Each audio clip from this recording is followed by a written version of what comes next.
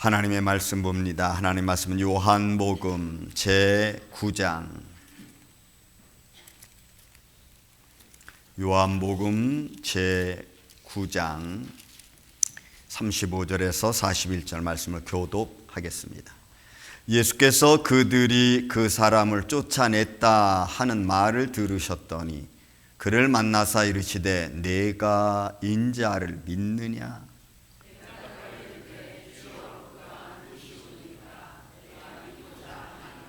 예수께서 이르시되 내가 그를 보았거니와 지금 너와 말하는 자가 그이니라.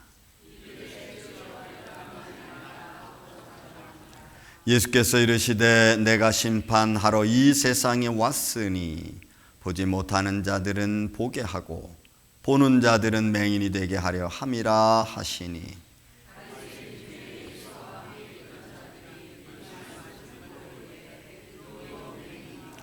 예수께서 이르시되 너희가 맹인이 되었더라면 죄가 없으려니와 본다고 하니 너희 죄가 그대로 있느니라. 아멘. 기도합니다. 주님, 생명의 말씀을 주심을 감사합니다. 이 말씀을 가지고 시간 은혜를 나누고자 합니다. 종의 입술과 생각과 마음을 친히 주관하여 주옵시고 듣는 성도들의 마음 귀 또한 열어주셔서 말씀 안에서 우리가 서로 전하는 자 듣는 자가 하나 되어지며 말씀을 통하여 시대를 바라보고 말씀을 통하여 우리의 믿음을 굳게 세워지는 복된 시간 되게 하여 주옵소서. 듣는 길을 열어주시고 듣는 길을 주셔서 말씀 속에 새로운 삶과 방향과 또 우리의 나아갈 믿음의 길을 우리 마음속으로 결단하는 복된 시간 되게 하여 주시옵기를 원하오며 사랑이 많으신 예수님의 이름으로 기도하옵나이다. 아멘. 할렐루야. 시대가 정말 빨리 가고 있고 하루가 다르게 변화되고 있습니다.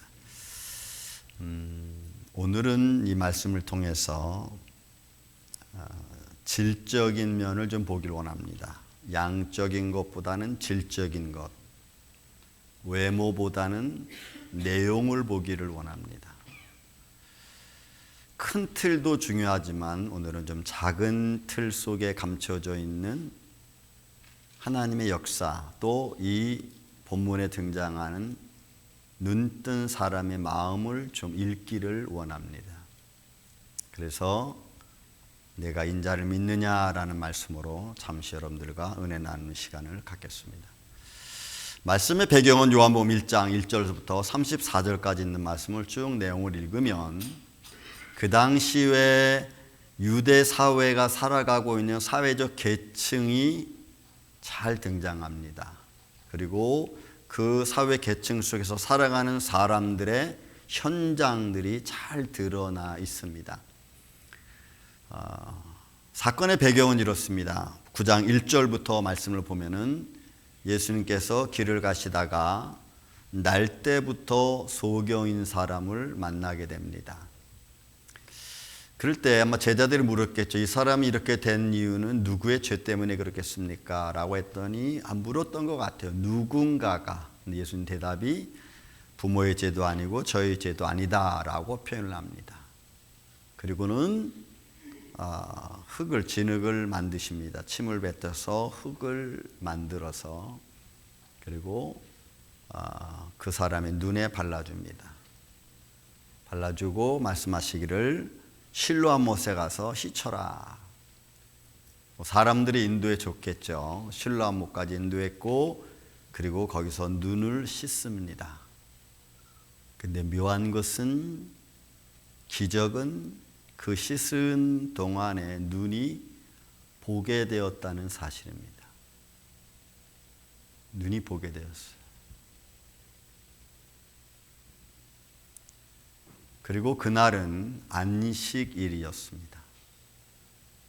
그 사람에게 있어서 안식일은 영원히 잊어버리지 못할 날이 됐겠죠. 그리고 눈이 떠졌다고 하는 것도 그에게는 엄청난 사건이었을 겁니다. 문제의 발단은 이렇게 시작합니다. 바리새인들이 그 사건을 들었고 또는 보았든지 그 사건이 안식일에 이루어진 겁니다. 그런데 초점이 어디에 맞춰졌냐면은 그 사람이 눈을 떴다는 것에 초점이 맞춰진 게 아니고 안식일을 지키지 않았다는 것에 초점을 맞췄어요. 그래서 예수를 안식일을 지키지 않은 자로 그렇게 바리새인들의 예수를 바라봅니다. 그러는 중에 이런 말이 나옵니다. 저가 죄인이든 아니면 의인이든 만약 죄인이라면 이렇게 할 수 있겠느냐, 의인이라면 이렇게 할 수 있겠느냐 하는 논쟁이 벌어졌습니다. 그게 요한복음 9장 16절입니다. 이 사람이 안식일을 지키지 아니하니, 안식일을 지키지 아니하니, 여러분 눈 뜬 게 중요한 게 아니고 안식일을 지키지 않은 거예요. 그러니까 하나님의 기적보다 그들은 습관과 장로의 법칙이 더 중요하다는 거죠. 하나님께로부터 온 자가 아니다 그렇게 말하고, 어떤 사람 말하되 야 죄인이라면 어떻게 이런 표적을 할 수 있느냐 라고 반문을 던집니다. 그러면서 아니다는 사람과 죄인이 아닌데 그러면 그 사람 의인이 아니냐, 하늘에서 온 자가 아니냐라는 분쟁이 벌어지는 겁니다. 여러분 초점을 맞춰야 되고 정말로 우리가 어디에 관심을 두어야 될지에 관해서는 생각 없습니다. 그들은 그동안 자기가 살아왔던 삶의 습관, 전통, 관습 이런 게 중요한 거죠. 그런 분쟁 가운데서 요한복음 9장 18절 이하에 보면은 바리새인들은 소경했던 사람이 보게 된 사실을 놓고 그 사람의 말을 믿지 않습니다. 듣지 않습니다. 왜냐하면 창세 이후로 그들의 삶 속에서는 맹인이, 소경이 눈을 뜬 사건을 본 적도 없고 들은 적도 없고, 그런 살아온 삶의 전통과 관습에 근거해서 그 사람이 나면서부터 소경되었던 자가 눈을 떴다는 것은 받아들일 수 없는 겁니다. 그러니까 사람들이 그 사람의 말을 듣지 않아요. 그런데 본인은 눈을 떴다고 이야기하니까 그의 부모들을 불러다가 이를 어떻게 보게 되었는지를 놓고 묻습니다. 진짜 네 아들이 소경이었냐? 네 아들이 맞냐? 묻습니다. 그리고 말합니다. 그러면 만약에 내 아들이고 소경이었다면 이거 어떻게 본게 거냐? 어떻게 보게 된 거냐? 그러니까 그 부모가 이야기합니다. 9장 21절에 보면은 그 부모가 말하기를 그가 장성하였으니 그에게 물어보라는 거예요. 여러분 답이 좀 묘하죠. 부모가 대답하는 게 아주 묘합니다. 그가 장성했으니 그에게 물어보라. 우리한테 묻지 말고.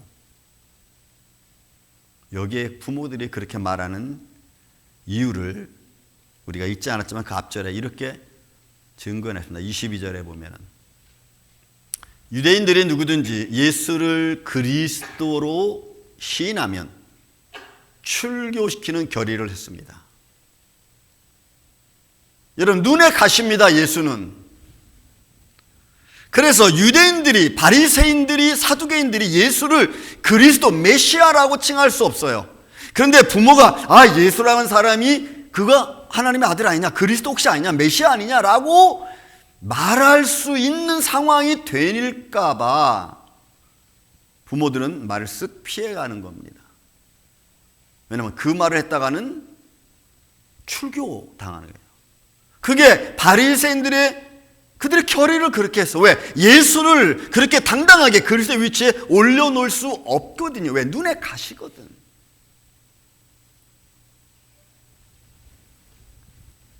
그러니까 바리새인들을 부모들은 무서워한 겁니다. 여러분 당시 유대 사회에서 이 출교라는 내용은 이렇습니다. 제가 잠깐 적어놨습니다만은 굉장히 그들의 삶에 있어서는 공포스러운 사건입니다. 사회적 형벌과 같은 내용을 담고 있는 게 여러분 출교라고 하는 의미가 가지고 있는 내용입니다. 그들은 출교를 유대 사회에서 만약에 딱 지정이 되면은 그 사람은 일단 유대인인데 회당을 못 들어가. 유대인이 안식일날 회당에 못 들어가는 것만큼 큰 죄는 없어요. 그건 엄청난 제재를 당해요. 그래서 유대인들은 다 누구든지 회당에 가서 예배를 드릴 수 있어요. 그러니까 예배가 금지되는 겁니다. 그리고 출교로 딱 당해지면은 그 사람은 유대인이면서도 유대인 공동체에 들어갈 수 없어요. 유대인 공동체는 완전히 단절된 삶을 삽니다. 그리고 더 들어가서는 가족과의 관계도 단절돼요. 이것이 그들의 삶의 문화입니다. 여러분 이슬람 공동체도 마찬가지죠. 이슬람 공동체에서 그 가족의 구성원이 이슬람을 믿지 않으면, 알라를 믿지 않으면 가족에서 출교를 당한다든지, 아니면 가족에서 배척을 당한다든지, 아니면 가족에 나오게 되면은 여러분 어린아이는 부모가 자식의 생명의 그 주도권이 있어요. 그래서 가족의 아니면 자기의 어떤 공동체를 지키기 위해서는 자식을 죽일 수도 있습니다. 이게 유대인 사회의 출교도 마찬가지였어요. 가족과 단절돼. 그리고는 부모로서는 모든 사회적 경제 활동이 스탑 할 수가 없어요. 그러니까 출교시킨다는 말이 얼마나 삶에 무서움을 주는 건지, 공포를 주는 건지, 사회에서 살아갈 수 없도록 사회적 고립을 시켜버리는 거예요. 그러니까 유대인 사회에서 출교당하는 것은 생활 속에서 죽는 것과 똑같은 의미를 여러분 내포하고 있는 거예요. 그러니 부모가 뭐라고 얘기해요? 내 아들이다. 정말 날 때부터 소경이었다. 근데 지금 예수를 통해서 눈을 뜨게 됐다. 그가 메시아 아니냐? 라고 하는 말을 못하는 거예요. 그냥 그가 장성했으니까 걔한테 물어봐라. 거기까지. 여러분 이런 사회적 배경을 가지고 있습니다. 남인서부터 소경된, 그래서 보게 된 이 사람은 조금 더 들어가서 유대인들과 대화를 하는 장면이 30절 이하의 말씀으로 나와 있습니다. 그런데 그 대화 속에서 바리새인들이 이 눈뜬 사람을 쫓아냅니다. 쫓아내는 이유가 여러분 참 재밌어요. 33절이 이렇게 표현합니다. 33절, 34절. 사람이 하늘로부터 오지 아니하였다면 아무 일도 할 수 없었으리라. 그들이 대답하여 이르되 네가 온전히 죄 가운데 나서 우리를 가르치느냐 하고 이에 쫓아내어 보내니라. 이거 참 성경은 좋게 써놨어요. 세상적인 의미로 말하면요, 쪽팔린 겁니다. 이거 바리새인들이 눈먼 소경이 눈뜬 사람에게 쪽팔림 당하는 거예요. 이게 내용 자체가. 그러니까 야 너하고 말을 싫어 나가. 나가 내보내는 거예요. 그래서 쫓겨났어요. 그래서 쫓겨났다는 말을 예수님이 들은 거예요. 그리고 나서 그 사람을 만나러 가셨습니다. 그러니까 여기까지는 지금 이 소경은 누가 진흙을 이겨서 내 눈에 발라줬는지 이 사람은 모르는 상황에 있는 거예요. 이런 상황, 그리고 사람들은 누구도 또 가족과 그 몇 사람은 알 수 있겠지만 많은 사람들이 그 사람은 소경 있다가 눈 떴다는 사실을 여러분 믿지 않아. 그 사람이 말을 해도 믿어지지 않는 거예요. 이유는 지금까지 그런 일이 한 번도 있어 본 적이 없었고 본 적도 들은 적도 없으니까 사람들은 이게 정말이야? 여태까지 그 사람 한 거짓말 시킨 거 아니야? 등등등 안 믿는 겁니다. 거기에다가 부모님들도 정확하고 힘있고 담대하게 자신을 대변해 주지 않습니다. 여러분 그런 상황이에요. 그때 예수님이 눈뜬 사람을 찾아왔습니다. 본문은 이렇게 표현합니다. 예수께서 그들이 그 사람을 쫓아냈다 하시는 말을 들으셨더니 그를 만나사 이르시되 내가 인자를 믿느냐 이렇게 묻습니다.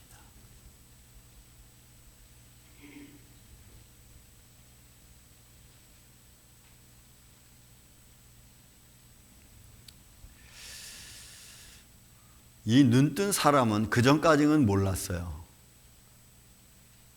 그런데 그렇게 내가 인자를 믿느냐 하고 나서 내가 믿기를 원합니다 이렇게 표현하죠.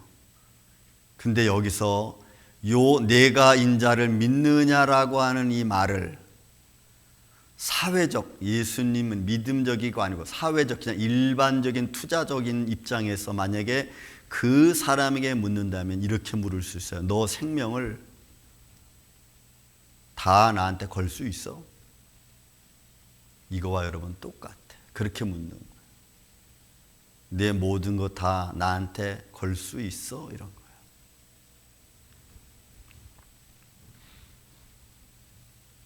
질적인 면을 좀 보기를 원한다고 제가 초대 말씀드렸습니다. 지금까지는 내 눈을 누가 떠게 했는지 몰라요. 근데 만나고 싶은 소망은 있어요. 그를 좀 만나고 싶다. 그를 좀 뵙고 싶다라고 하는 소망이 있습니다. 근데 딱 만났어. 만나고 난 뒤에 그의 마음에는 결단을 딱 해야 됩니다. 왜? 그 질문이 그거잖아요. 내가 인자를 믿느냐? 너 나한테 다, 내 생명 다 못 이고 내 재산 나한테 걸 수 있어? 그러면 대답을 지금 해야 돼요. 그 대답이 내가 믿습니다. 그래서 소망이 결단으로 바뀌어지는 사건입니다. 다시 여러분 첫 대화를 보겠습니다. 36절에 주여 그가 누구시오니까 내가 믿고자 하나이다. 믿고자 하나이다. 죄송하지만 제가 좀 헬라어 원문을 좀 써놨습니다. 잘해서가 아니고 이 말 속에 지금 말하고 있는 눈뜬 소경의 간절함이 얼만큼 담아져 있냐를 제가 보기 위해서 저 쓴 거예요. 저 시라고 하는 앞에 있는 이 저 단어는 여러분 종속 접속사입니다. 종속되어서 풀이하는 겁니다. 피스테오소 이건 믿는다는 거거든요. 에이스 아우톤스 이거는 주를 내가 믿습니다라고 하는 그런 의미를 가지고 있어요. 그러니까 내가 그를 믿고 싶습니다. 이런 의미예요. 그러니까 이 눈을 뜬 사람은 내가 말하는 사람, 내가 정말 인자를 믿느냐라는 말에 내가 정말 믿고 싶습니다. 그분이 누군지 좀 알고 싶습니다. 이런 의미예요. 너무너무 그가 보고 싶은 거예요. 알고 싶은 거. 왜? 내 눈을 떠준 분이니까. 결과는 있는데 그 과정이 어떻게 되는지 몰라. 그러니까 그 과정을 알고 싶은 거예요. 나를 이렇게 만들어주신 분을 좀 만나고 싶은 거예요. 이런 상황을 만들어준 과정 속에서 그를 향한 소망이 내 안에 아주 충만한 거야. 여러분 그러지 않겠어요? 우리의 마음의 소원을 들어주시면 그분을 좀 뵙고 싶은 마음 안 생기겠어요? 그러니까 이 의미가, 말한 의미가 가지고 있는 내용은 그의 간절한 소망이 담겨져 있어. 정말 하나님, 나에게 이런 은혜를 베풀어 주신 분을 내가 좀 만나길 좀 원합니다.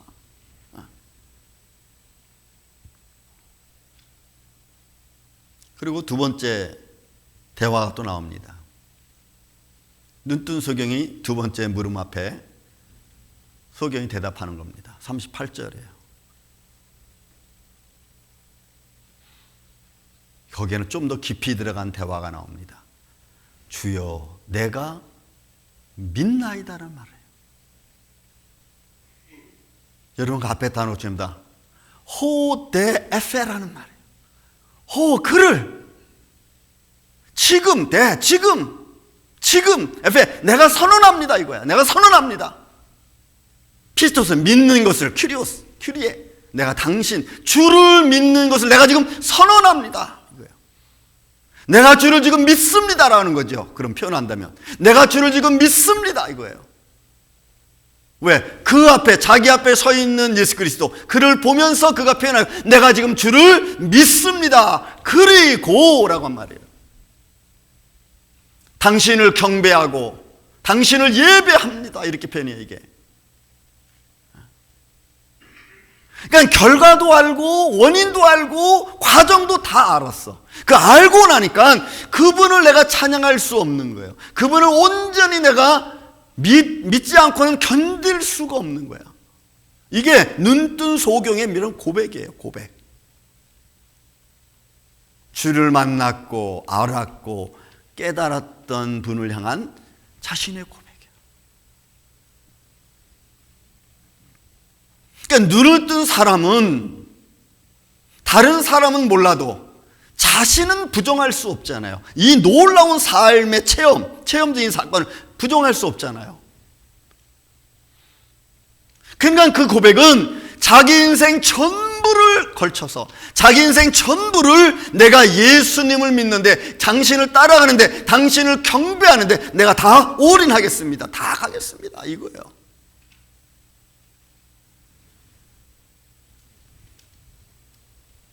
이것이 본문에 남아있는 내가 믿나이다 라는 말 속에 있는 내용입니다. 우리는 어떤 하나님을 믿고 계십니까? 제가 이 말씀을 보다가 여러 가지 좀 책 속에 투자의 내용에 관한 책들을 좀 보다가 이 말을 좀 세상적으로 조금 바꿔봤어요. 그러니까 믿음이라는 표현을 세상적인 의미로 조금 바꿔봤어. 그러니까 투자 쪽으로, 투자 논리로 좀 바꿔봤습니다. 여러분, 투자하는 사람들의 종류는 두 종류가 있다고 합니다. 가격을 보면서 투자하는 사람, 가치를 보고 투자하는 사람. 여기는 굉장한 좀 차이가 있죠. 가격을 보고 투자하는 사람은 주식의 가격이 막 오르고 내리고 막 이런 민감해지죠. 그럼 민감한 투자를 하는 이 가격 투자를 하는 이 사람들은 가격 대비 손익 계산이 굉장히 빠릅니다. 빠르다 보니까 따라가지 못하면 그 빠른 손익 계산 때문에 손해 볼 확률이 굉장히 많다는 거예요. 그런데 가치를 위한 투자를 하면은 기업의 특성상 본질적인 가치가 높기 때문에 그 높은 가치를 내가 믿으면 그때 내가 투자를 하는 거예요. 이건 장기 투자가 되겠죠. 그러면 손익 계산의 내리고 오름에 따라서 크게 변동되지 않고 끝까지 바라보고 나아갈 수 있는.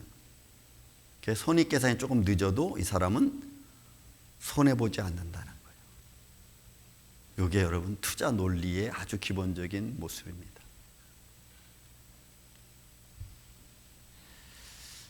워렌 버핏도 이런 말을 했습니다. 투자의 원칙은 기업의 기본적인 가치를 내가 믿으면 장기 투자를 해라. 그러면 내가 투자한 거 그거 절대로 잃지 않는다는 겁니다. 이건 장기 투자니까 반드시 원금을 가질 수 있다는 거죠. 근데 우리가 소위 투자하는 사람들은 이런 말을 씁니다. 개미 투자라는 말을 씁니다. 그 사람들은 가격 투자를 하기 때문에 손익 계산이 굉장히 빨라야 돼요. 굉장히 빠르다는 그 상황을 내가 놓쳐버리면 손해보는 거죠. 여러분, 믿음이 그렇습니다. 우리의 인생, 우리의 믿음, 인생의 가치, 믿음의 가치, 어디에 두고 우리는 투자하고 계십니까? 여러분들의 믿음의 가치는 어디에 지금 투자하고 있습니까?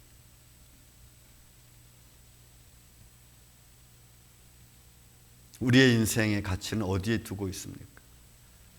여러분, 세상에서는 무엇을 믿고 내 인생을 전부 걸 수 있을까요?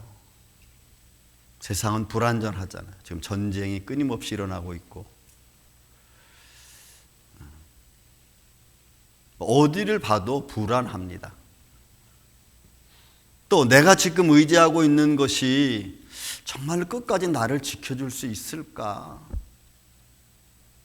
이런 두려움.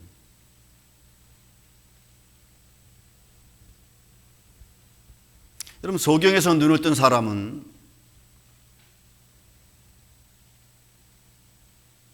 끝까지 예수를 믿겠다고 결정합니다. 그게 내가 믿습니다. 결정한 거예요. 이 결정이라는 단어가 독일어에는 Entscheiding이라는 말을 씁니다. 끝하고 이 Scheiding이라는 단어는 이혼하다, 이별하다, 뭐 이런 의미. 이 두 단어 합쳐졌어. 그래서 이걸 뭐라 하냐면 결정했다라고 해요. 결정했다는 이야기는 내가 내 삶 속에서 지금까지 살아오던 것에서 이미 떠나는 삶을 말해. 내가 지금 결정했으니까 이제는 이 삶이 아니고, 아니면 이 방법이 아니고 다른 방법으로 가겠다고 내가 딱 결정한다는 거죠. 떠나는 행위라고 말해요. 떠나는 행위. 이 엔샤우팅이라는 단어가 가지고 있는 말을 쭉 연결해서 문맥에서 된다면 떠난다는 거예요. 내가 지금까지 왔던 길에서 떠난다는 거예요. 그러니까 믿음과 회개와 이 모든 것들의 의미는 내 삶의 방법, 내 삶의 습관, 내 살아왔던 것들을 끊고, 그리고 그 상황에서 내가 떠나는 건데, 여러분, 이게 이제 어려운 거죠. 이게 어려운 거예요. 그래서 보도 셰프의 이기는 습관이라는 책을 제가 언제 한번 말씀드렸죠. 거기 이런 말을 씁니다.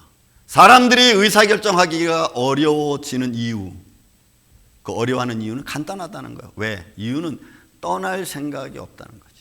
내가 지금까지 살아왔던 것을 바꾸는 게 이게 쉽지 않은 거예요.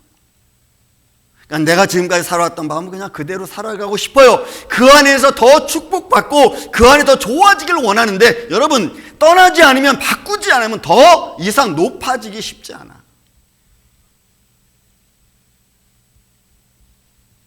믿음도 여러분 마찬가지입니다. 매일 똑같은 거 들어도 아무 의미 없어요. 그 들은 말씀의 의미와 의도와 뜻과 그 축복이 내 삶을 얼만큼 업그레이드 시키냐는 여러분들의 삶에 변화 있어요. 이게 내가 지금까지 살아온 삶의 습관과 이별할 용기가 없는 겁니다. 떠나갈 용기가 없어요. 그래서 바뀌지 않아요. 사람들이 의사결정하기 어려운 것은 다른 것 없습니다. 떠나기 싫기 때문에. 믿음도 여러분 똑같습니다. 믿음 생활 똑같습니다. 내가 무언가 하나님의 영광을 위해서, 믿음의 성숙함을 위해서 내가 그 길에 들어서서 그 길을 가겠다라고 한다면 반드시 안 하던 걸 해야 될 상황이 벌어지죠.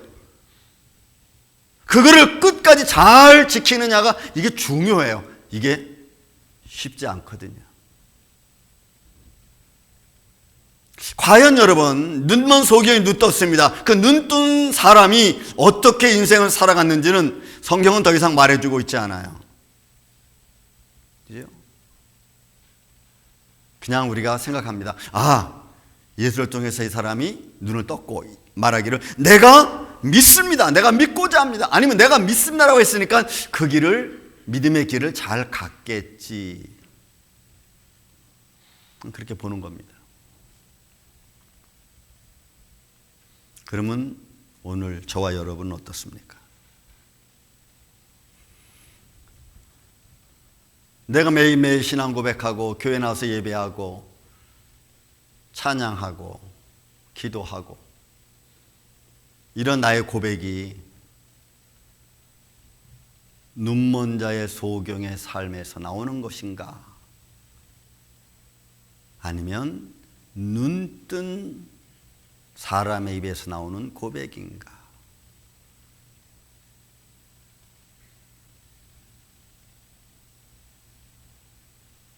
눈뜬 자의 고백에서 나오는 거라면 눈먼 자의 소경의 삶에서 벗어난 거겠죠. 벗어나야 되고. 여러분, 우리 인생 살아오면서 지금까지 주님이 내게 베풀어 주신 생활의 축복 생각해 보십니까? 가끔가다 이제 제가 말씀을 드릴 겁니다. 2023년 7월 13일은 저는 절대로 잊을 수가 없어요. 저한테 서류 하나가 있습니다. 타운에서 보낸 서류. 2021년도에 우리 교회가 세일로 나왔고 2023년 9월 28일 날 교회가 넘어가는 순간입니다. 9월 23일 날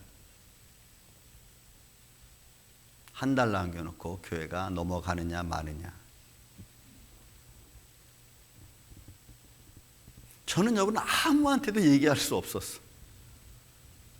그냥 혼자 앉아서 여기 앉아서 너무너무 답답하고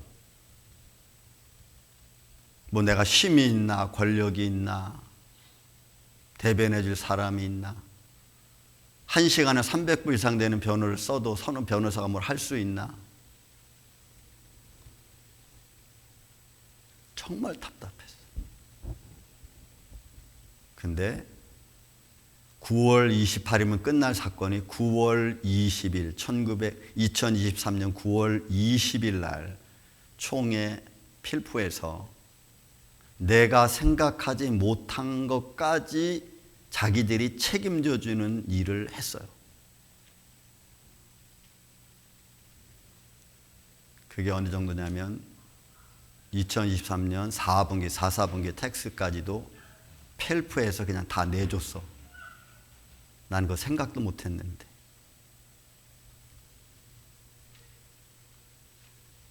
저는 살아계신 하나님을 부정할 수 없어요.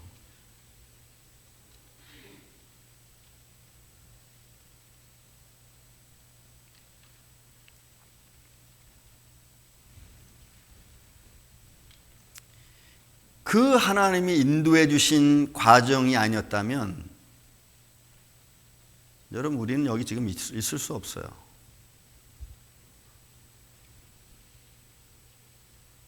나의 삶을 보시고 내가 생각하지 못한 것까지 축복하신 하나님, 모든 것을 가능케 하시고 인도해 주신 하나님.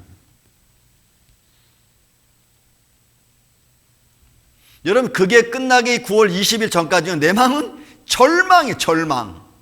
아무한테도 얘기할 수가 없어. 절망 여러분 절망. 근데 그 절망을 위로로 바꾸신 하나님.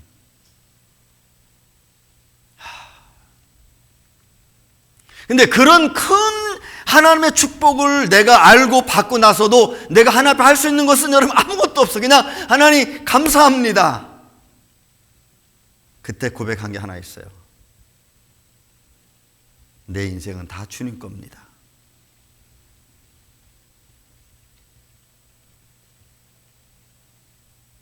여러분 우리는 결단해야 돼요. 그런 결단을 하나님이 요구할 때가 있다고. 삶의 과정 속에 사는 무한정 주는 하나님이기 전에 그 무한한 은혜를 내게 주시면서 내가 뭔가 결단하기를 원하는 그런 하나님의 의도가 있어요. 근데 그때 내가 결단하지 않으면 하나님 끝까지 날 보고 계실까? 여러분 하나님 안에서 이 건물 하나가 뭐가 그렇게 중요합니까? 만물을 창조하신 하나님이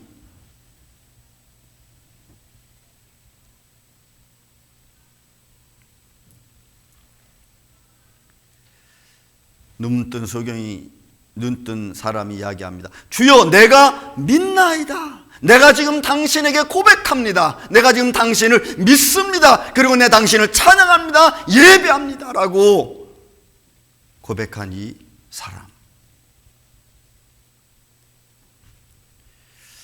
저는 우리 임마누엘교회가 이제는 주춤거리는 좀 생활에서 좀 벗어나기를 바라고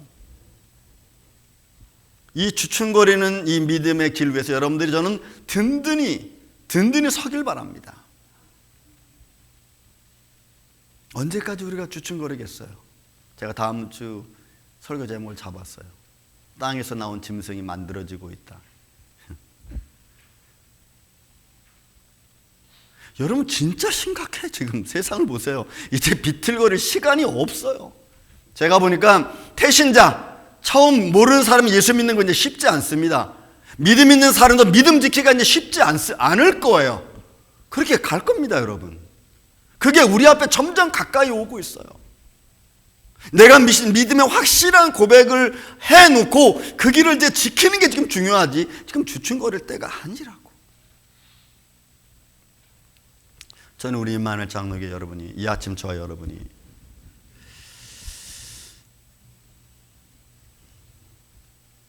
여러분들의 믿음의 고백, 매 순간순간 그 믿음의 고백 위에서 든든히 서서, 정말 든든히 서서 십자가를 바라보고 꾸준하게 앞으로 나아갈 수 있는 그런 이 아침에 저와 여러분 되시기를 저는 예수님의 이름으로 축원을 드립니다. 사랑과 은혜가 많으신 아버지 하나님, 세상은 알게 모르게 우리 앞에 다가오고 있습니다. 세상의 눈으로 보면 보이지 않지만 믿음의 눈으로 보기를 원합니다. 말씀을 근거로 해서 세상 보기를 원합니다. 주춤거리지 말게 하여 주시고 내가 확실한 믿음의 고백 위에 서서 세상을 바라보며 주님 따라갈 수 있는 우리 임마누엘 장로교 이 아침 귀한 성도들 되게 하여 주옵소서. 예수님의 이름으로 기도하옵나이다.